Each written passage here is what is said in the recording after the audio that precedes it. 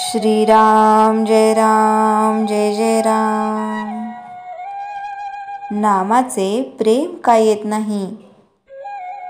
आज इतकी वर्षे होऊन गेली तरी सुद्धा ज्ञानेश्वर, तुकाराम, समर्थ रामदास यांच्यासारख्या थोर संतांचे नाव टिकून राहिले आहे। याचे खरे कारण हे की त्यांचे नामावर अत्यंत प्रेम होते। या सर्व संतांच्या वचनांवर आपण विश्वास ठेवतो। त्यांच्याप्रमाणे नामाचे प्रेम आपल्यालाही यावे असे आपल्याला वाटते। पण ते प्रेम आम्हाला का उत्पन्न होत नाही याचा विचार आपण करायला पाहिजे।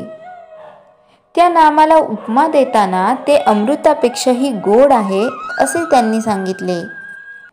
नामाला अमृताची उपमा देताना त्या अमृताच्या पलीकडे दुसरी गोष्टच नाही असे आपण म्हणतो। मग त्या नामाचे प्रेम आम्हाला का बरे नसावे? तर नामाच्या आड काहीतरी येत असले पाहिजे हे खास। ज्याप्रमाणे आपण तोंडात साखर घातल्यावर आम्हाला जर ती गोड लागली नाही तर तो दोष साखरेचा नसून आमच्याच तोंडाला चव नाही असे आपण म्हणतो। त्याप्रमाणे नामाची गोडी आमच्या अनुभवाला येत नसेल तर आमच्यामध्येच काहीतरी दोष असला पाहिजे खास। नामाचे प्रेम येण्याला बहुतेक लोक काही ना काही अडचणी सांगतात।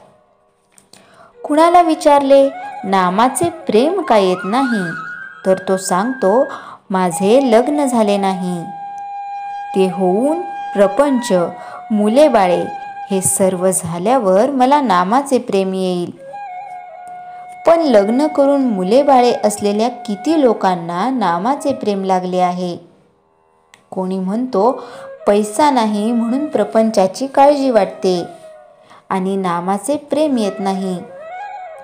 परंतु अगदी भरपूर पैसा असलेल्या किती लक्षाधीशांनी नामाचे प्रेम मिळवले आहे।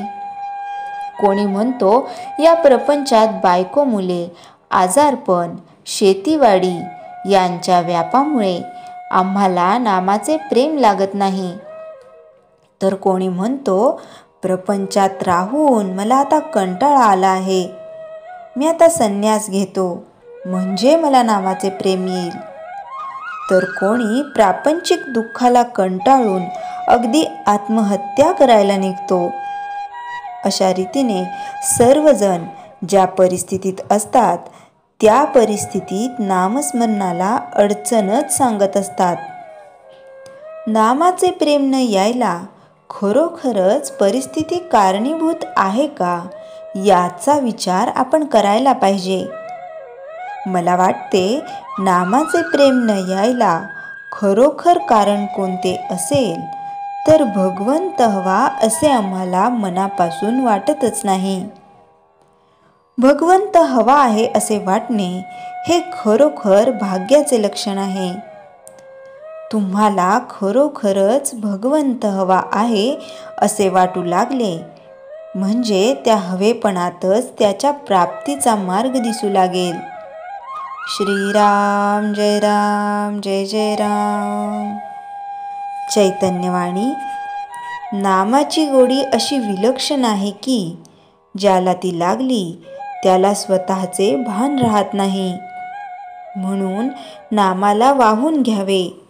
श्रीराम जय राम जय जय राम। जयाच्या जनी जन्म नामार्थ झाला, जयाने सदा वास नामात केला। जयाच्या मुखी सर्वदा नाम कीर्ती, नमस्कार तया ब्रह्मचैतन्य मूर्ती। श्रीराम जय राम जय जय राम।